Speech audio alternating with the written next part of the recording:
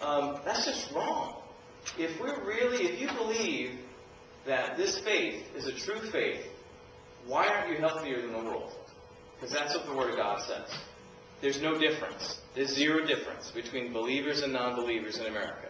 Does that strike you as wrong?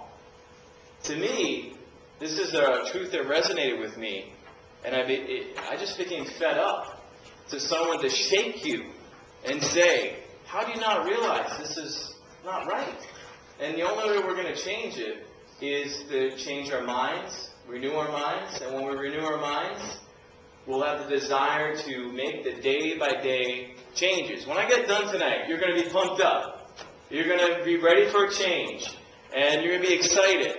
And maybe you start a new workout routine, and maybe you start a new diet and lifestyle plan, and maybe you start these new things. Maybe you get some early changes, and then you get excited. And then, hey, I'm happy with myself, this is good, and then our passion wanes, and then life goes on, and we don't have that original desire, and we get on to the next thing. Here's the thing, what I realized is, right now I'm chasing a chief aim in my own life. And to me, it's either, there is no failure to this chief aim. I will achieve this chief aim, period. It's already done. God already told me it's done. I just have to walk it out. And here's the thing, our spirit and the way, our emotions, the way we feel about things, you realize one day you're so excited about something, and the next day you're so depressed, and the next day you're excited, and the next day you're depressed, and the way I noticed this, I started writing a personal diary. If you have a vision for something, get on your computer, put it up in Word, or get a little script at home, you don't have a computer, start writing down a little bit what you're feeling about your chief aim every day. And first off, don't even start. You might as well just leave right now if you're not serious about this. But don't trick yourself and lie to yourself and try to do something you're not serious. Why fail again and then feel bad about yourself and not get the change you're looking for? Why do that? Because integrity to yourself is the most important thing. You have to keep these promises and integrity to yourself. If you don't keep that, you're not going to have faith in yourself. And you're not going to be able to follow through. And your sense of who you are in yourself and in God's kingdom is lower. So why not make a promise to yourself that you're going to achieve? But you've got to be serious about it. Contemplate it. Think about it. Pray about it. Be serious that this is my chief aim and purpose. Whatever it is. It could be health or whatever the thing is that's been on your back. And that you made promises to yourself that you're going to change for the last 10 or 15 years. And you failed every single year up to this year. This will be different. You know why it's going to be different? Because you're never going to stop. You're going to fail. You're going to doubt yourself. The enemy's going to come and it'll tell you can't do this, you can't do that. I guarantee that will happen. But you will never fail until you give up. So as long as you're writing in that diary every 2-3 days, today I ate 3 Snickers or whatever it is in the diary that day that you're off your chief aim, you say, I messed up. I got to get serious again tomorrow. And then you do it again. And you do it again. You know, you heard that recent commercial on TV. You know, don't feel bad that you haven't quit smoking. Most people try and fail 5 or 6 times. That's kind of true. You're going to try and fail and try again. But then, if you don't stop, you will succeed. Everyone heard Thomas Edison's story? And how many times Edison tried and failed? Imagine if there was never a thing. Right now, that's Edison's work right above you right now. And I believe that's divine inspiration, straight from God himself. For information never existed before on planet Earth. Do you realize that? Can you imagine? Technology and all this wouldn't exist simply if Edison had given up. I wonder how long it would have taken someone else to figure this out. Would it have been 50 more years until someone hadn't given up? How many times did Edison fail before he achieved that? Anyone have the answer to that? Do you know? 10,000 times. You ever fail at something 10,000 times? He believed that he could get a filament to light up. He really, really believed it. And he'd get it lit up for 2 seconds and poof, it'd blow up. And again, oh, let me try a little of this, and do it again, and it'd burn up. But the story goes, and it's pretty accurate, somewhere around there. 10,000 times he tried, and then the 10,000th time or so, he got it. You imagine how excited he was? He knew he would get it. He just didn't have to give up. Ford, I love these guys during the Depression area because right now we're talking about the recession and all the problems we're having. But when you are in a corner and you have no way out, something rises up in you bigger and better than you, that God lifts you and His Spirit lifts you. And all of a sudden you're 10 times a woman or man you ever thought you could ever possibly be. And you look back and you look back on that year and you say, how did I do all this?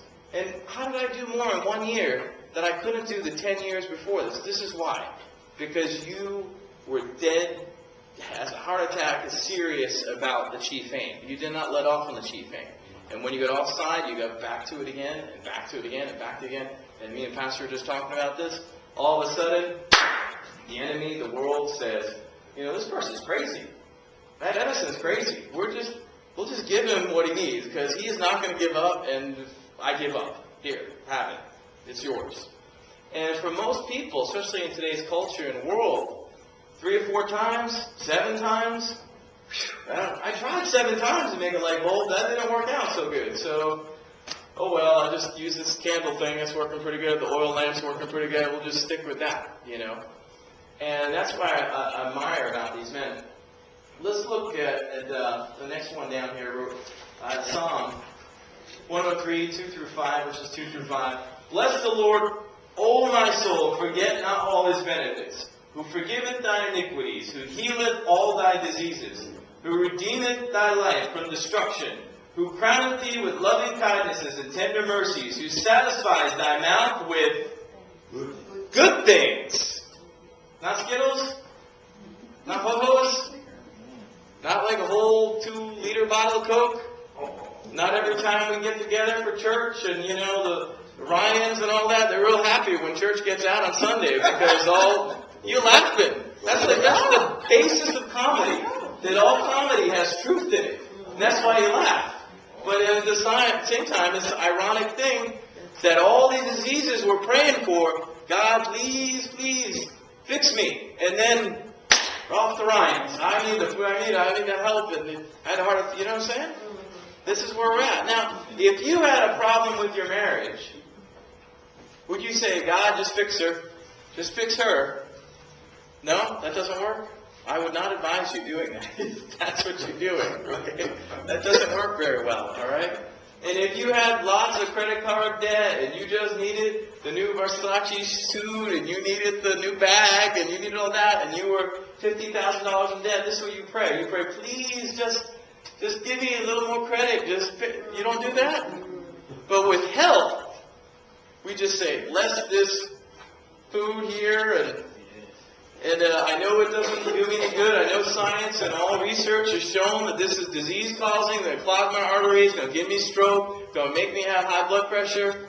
This isn't my opinion, by the way. Oxford, Cornell, and we can look in, I don't have time tonight, we're kind of doing this as an introduction, but Leviticus, Genesis 1:29, Daniel, all basically say what human beings are made to eat in the design from the beginning. Fruits, vegetables, seeds, nuts. And I'll give you so much to say as occasionally kill something.